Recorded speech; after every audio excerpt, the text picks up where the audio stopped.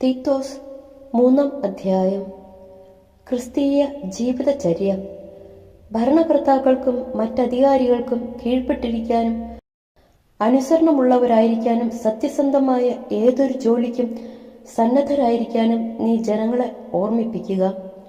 ആരെയും പറ്റി തിന്മ പറയാതിരിക്കാനും കലഹങ്ങളിൽ നിന്ന് ഒഴിഞ്ഞു നിൽക്കാനും സൗമ്യരായിരിക്കാനും എല്ലാ മനുഷ്യരോടും തികഞ്ഞ മര്യാദ പ്രകടിപ്പിക്കാനും നീ അവരെ ഉത്ബോധിപ്പിക്കുക. എന്തെന്നാൽ നാം തന്നെയും ഒരു കാലത്ത് മൂഢന്മാരും അനുസരണമില്ലാത്തവരും തെറ്റായ മാർഗത്തിലൂടെ നയിക്കപ്പെട്ടവരും പലതരം മോഹങ്ങൾക്കും സുഖേച്ഛകൾക്കും അടിമപ്പെട്ടവരും ദ്രോഹബുദ്ധിയിലും അസൂയയിലും ദിവസങ്ങൾ കഴിച്ചവരും മനുഷ്യരാൽ വെറുക്കപ്പെട്ടവരും പരസ്പരം വെറുക്കുന്നവരും ആയിരുന്നു. എന്നാൽ നമ്മുടെ രക്ഷകനായ ദൈവത്തിന്റെ നന്മയും സ്നേഹവും നിറഞ്ഞ കാരുണ്യവും വെളിപ്പെട്ടപ്പോൾ അവിടുന്ന് നമുക്ക് രക്ഷ നൽകി. അത് നമ്മുടെ നീതിയുടെ പ്രവൃത്തികൾ കൊണ്ടല്ല, പിന്നെയോ അവിടുത്തെ കാരുണ്യം മൂലം പരിശുദ്ധാത്മാവിൽ അവിടുന്ന് നിർവഹിച്ച പുനരുജ്ജീവനത്തിന്റെയും നവീകരണത്തിന്റെയും സ്നാനത്താലത്രേ. ദൈവം നമ്മുടെ രക്ഷകനായ യേശുക്രിസ്തുവിലൂടെയാണ് പരിശുദ്ധാത്മാവിനെ നമ്മുടെ മേൽ സമൃദ്ധമായി വർഷിച്ചത്. അവിടുത്തെ കൃപാവരത്താൽ നാം നീതീകരിക്കപ്പെടുന്നതിനും നിത്യജീവനെ പറ്റിയുള്ള പ്രത്യാശയിൽ നാം അവകാശികളാകുന്നതിനും വേണ്ടിയാണ് ഇങ്ങനെ ചെയ്തത്. ഇപ്പറഞ്ഞത് സത്യമാണ്. ദൈവത്തിൽ വിശ്വസിച്ചവർ സൽപ്രവൃത്തികൾ ചെയ്യുന്നതിൽ ജാഗരൂകരായിരിക്കാൻ വേണ്ടി ഇക്കാര്യങ്ങളിൽ നീ സമ്മർദ്ദം ചെലുത്തണം എന്ന് ഞാൻ ആഗ്രഹിക്കുന്നു. ഇവയെല്ലാം ശ്രേഷ്ഠവും മനുഷ്യർക്ക് പ്രയോജനകരവുമാണ്.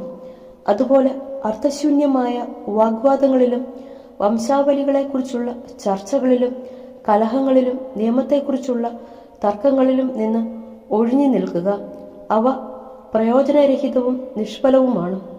വിഘടിച്ചു നിൽക്കുന്ന ഒരുവനെ 1-2 പ്രാവശ്യം ശാസിച്ചതിന് ശേഷം അനുസരിക്കാത്ത പക്ഷം അവനുമായുള്ള ബന്ധം വിടർത്തുക.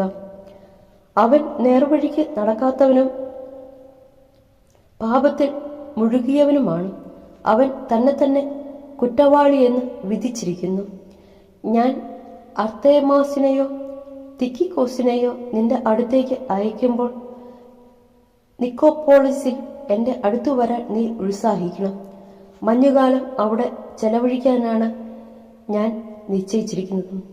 നിയമജ്ഞനായ സേനാസിനെയും അപ്പോളോസിനെയും വേഗം യാത്രയാക്കാൻ നീ കഴിവുള്ളതെല്ലാം ചെയ്യണം. അവർക്ക് ഒന്നിലും പോരായ്മയുണ്ടാകാതിരിക്കാൻ ശ്രദ്ധിക്കുക. നമ്മുടെ ജനങ്ങൾ അടിയന്തരാവശ്യങ്ങളിൽ പെട്ടവരെ സഹായിക്കുന്നതിനും പ്രയോജനരഹിതരാകാതിരിക്കുന്നതിനും വേണ്ടി സൽപ്രവൃത്തികളിൽ വ്യാപരിക്കാൻ പഠിക്കട്ടെ. എന്റെ കൂടെയുള്ളവരെല്ലാം നിനക്ക് അഭിവാദനങ്ങൾ അയക്കുന്നു. വിശ്വാസത്തിൽ ഞങ്ങളെ സ്നേഹിക്കുന്നവർക്കെല്ലാം അഭിവാദനങ്ങൾ അർപ്പിക്കുക.